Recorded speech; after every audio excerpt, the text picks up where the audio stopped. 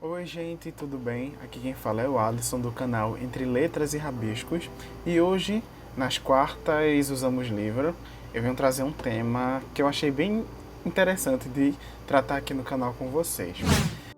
Oi pessoal, desculpa interromper aqui o podcast, mas eu queria dar um adendo ao que vocês vão ouvirem a seguir, né? Eu quis falar do prefácio e também está incluído o pós-fácio, apesar de eu ter citado muito o prefácio na minha narrativa aqui, né, no podcast, eu me referi ao prefácio e o pós-fácio, né? O prefácio é uma introdução, uma carta ao leitor do autor, alguém especializado que vai falar sobre o que o leitor vai encontrar na obra. E o pós-fácio são as considerações finais, que tem também no final de alguns livros, né? A Penguin, ela tem prefácios e pós-fácios também.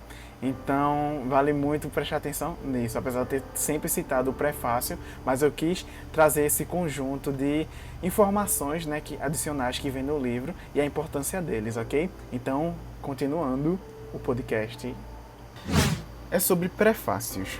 Você é daquelas pessoas que lê prefácios ou você é daquelas pessoas que pulam o livro já para a história? Enfim, tô sem roteiro hoje, tô fazendo de uma forma bem despretensiosa, porque na verdade essa ideia surgiu depois de um debate, né, entre amigos sobre, eu leio prefácio, não, eu não suporto ler prefácio, eu sempre pulo, eu dá muito spoiler sobre a obra e tudo mais. Eu vou contar um pouco da minha experiência e falar um pouco sobre a minha visão, né, o que eu acho, Addison Russell, sobre a importância do prefácio.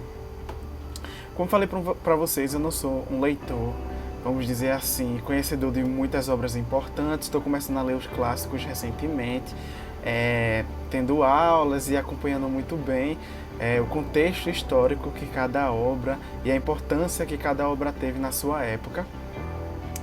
E para chegar a um entendimento legal sobre essas obras literárias e a importância, né, desse trabalho na sociedade como um todo, eu tive que começar a ler prefácios.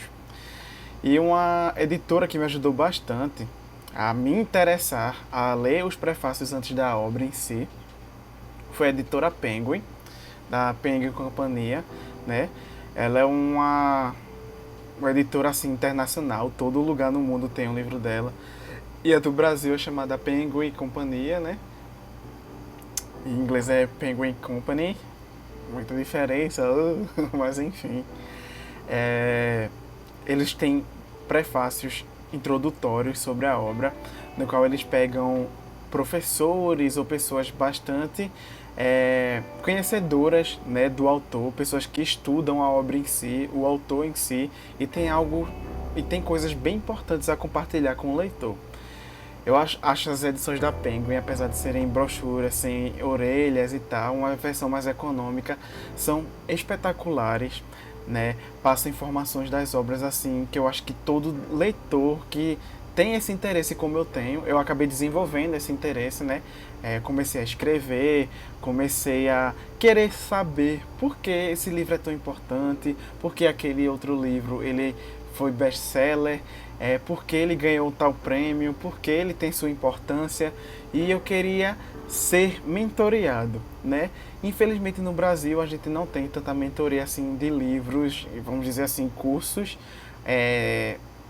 até tem hoje em dia, né? Mas online e tal, cursos pagos, mas eu acredito que muitos dos prefácios da Penguin, que são, bem dizer, um terço da parte do livro, são muito válidos porque são escritos por professores, como eu falei para vocês, professores de universidades renomados que vivem seu trabalho acadêmico estudando tal autor, tal literatura, tal obra, e eles têm realmente propriedade para falar, né? E são textos assim que agrega muito minha leitura.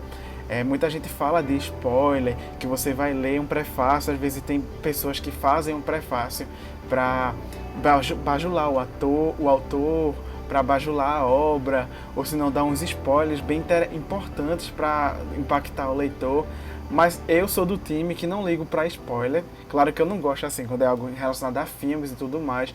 Mas em literatura, se é algo importante que talvez requer um pouco de atenção, de entendimento, eu gosto de saber.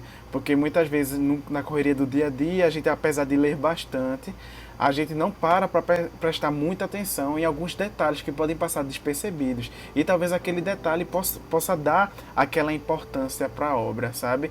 É uma virada de chave em determinado momento da narrativa e que eu precisava entender e ver, prestar atenção para ver a genialidade do autor ao escrever aquele trecho, a importância que aquele trecho tem, né, no contexto histórico da obra. E eu acho de extrema importância eu saber, pelo menos, Alisson, eu gosto muito.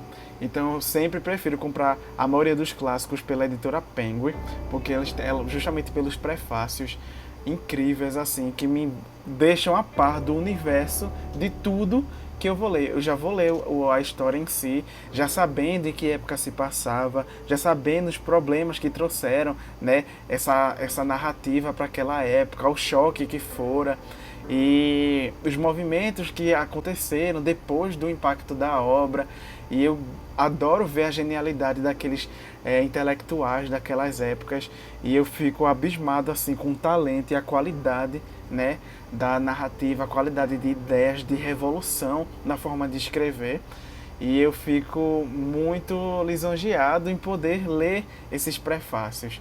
E já vendo por outro lado, como eu falei, tem gente que passa direto, que não lê, que acha que é uma perca de tempo, ou às vezes deixa para ler no final. Cada um tem seu jeito de ler, não estou dizendo aqui qual é o certo e qual é o errado, mas eu quero tentar convencer a vocês um pouquinho sobre o porquê da gente ler os prefácios, né?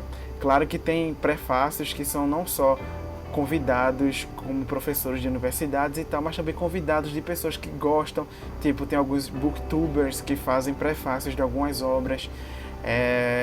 O que eu acho legal também, né, ter várias visões sobre um determinado contexto, sobre um determinado trabalho de um autor. E eu acho que todas as pessoas têm essa liberdade, têm esse propósito, esse trabalho, esse cuidado de transmitir, né, a mudança que aquele livro lhe causou para as outras pessoas compartilhar, vamos dizer assim. E tem sua relevância, entendeu? Tem sua relevância. Então, é uma preparação para, vamos dizer assim, o tsunami de coisas que você vai encontrar na obra, detalhes que possam passar despercebido caso você não seja tão atencioso em alguns trechos da leitura. E simplesmente é fenomenal, gente. Às vezes eu já teve livro feito O Médico e o Monstro. Se eu lesse O Médico e o Monstro, eu jamais perceberia, né, o quão esse livro foi trabalhoso para o governo naquela época, né, já que falava implicitamente sobre assuntos tabus que jamais poderiam ser citados em obras literárias, né, através de metáforas que insinuavam coisas que realmente só pessoas que viviam aquilo, que sabiam um pouco daquele contexto, saberiam entender, né, metáforas e parábolas, vamos dizer assim, saberiam entender e que passava despercebido pela censura, né. Teve alguns que não tiveram tanto sucesso, né, tipo as obras de Oscar Wilde, que é um autor muito famoso que escreveu O Retrato de Dorian Gray, que eu tenho e ainda não li, mas eu estou muito ansioso para ler. E várias outras obras também, como Os Fantasmas de Canterville, que é vamos dizer assim, né, uma sátira sobre fantasmas. E dizem que o autor escreve muito bem em relação a assuntos sérios e assuntos também com aquela pitada de acidez e crítica, né? E esse autor ele foi preso por ser homossexual, por suas obras tratarem de assuntos que naquela época era tabu. E O Médico e o Monstro, o autor do Médico e o Monstro, né, o Robert Louis Stevenson. Eu fiz um vídeo aqui no canal, se vocês se interessarem, eu vou deixar aqui nos cards para vocês poderem dar uma olhadinha. É um livro espetacular que fala sobre a dualidade humana e tudo mais. E no prefácio dessa obra fala justamente sobre esses assuntos. Esse autor, ele era amigo, né, do Oscar Wilde, que foi preso, e no próprio livro, na própria obra O Médico e o Monstro, ele faz uma crítica, né, uma alusão sobre esses assuntos, né? Não fica tão explícito, mas a gente que conhece um pouco da ideia, né? Principalmente quem leu o prefácio do livro vai sacar muito bem a ideia que o autor quis passar a fazer aquela crítica e aquela citação sobre determinado assunto que era proibidíssimo na época em que foi lançado. E é muito legal ver a coragem desses autores, a ousadia desses autores com seus trabalhos para passar por cima da crítica, passar por cima do, sabe, da sociedade, do preconceito e colocar a sua arte livre para alcançar quem necessita ser alcançado por ela, né? Então é algo espetacular. Leiam o prefácio, pessoal. Vocês vão ver que vão mudar totalmente sua visão. Às vezes pode parecer um pouco chato no começo, até você se acostumar, mas tem prefácios até escritos pelo próprio autor. É algo que ele quer dar um ressalve assim sobre sua obra, algo que ele quer, uma mensagem que ele quer transmitir para o leitor antes da obra em si começar. Tudo bem que um bom escritor, ele não precisa medir palavras nem dar explicações, mas quando ele tem algo para falar, assim, realmente deve ser muito importante de ser levado em consideração. Então, os prefácios mudaram totalmente a minha visão sobre o livro. Eu sei que a gente tem que ter total liberdade, pode ter pessoas que possam discordar e não, porque o prefácio ele sugere coisas, você já vai com um pré-conhecimento, né, uma previsão pré-determinada sobre um tal assunto, algo já construído que acaba sendo influenciado através do prefácio. Eu não acho muito isso, né? Tem coisas que eu sou um leitor assim, né? Eu leio coisas do prefácio, eu acho muito interessante, eu tento procurar durante a minha leitura se realmente o que a pessoa falou no prefácio faz jus ao texto que eu estou lendo. E claro, quando eu me deparo, eu fico, poxa, isso é verdade, nossa, que sacada de mestre, sabe? Eu vou aprendendo muito, muito, muito com esses caras que arrasaram e essas autoras também, que foram incríveis assim, em seu tempo, né, em épocas difíceis da humanidade. Tem livros escritos na época da ditadura aqui no Brasil, tem livros escritos durante a gripe espanhola, enfim, várias obras que tratam a realidade daquela época, as revoluções, as guerras, de uma forma crítica e necessária para a gente aprender. E claro que a gente não vivia naquele contexto para adivinhar. As pessoas que viviam naquela realidade, elas tinham essa sacada, sabe, de poxa, ele quer falar sobre isso. Mas como nós somos épocas remotas, mais desenvolvidas à frente, não estamos naquele contexto, então fica difícil da gente entender a real mensagem que o autor quis passar. É necessário a gente sempre saber?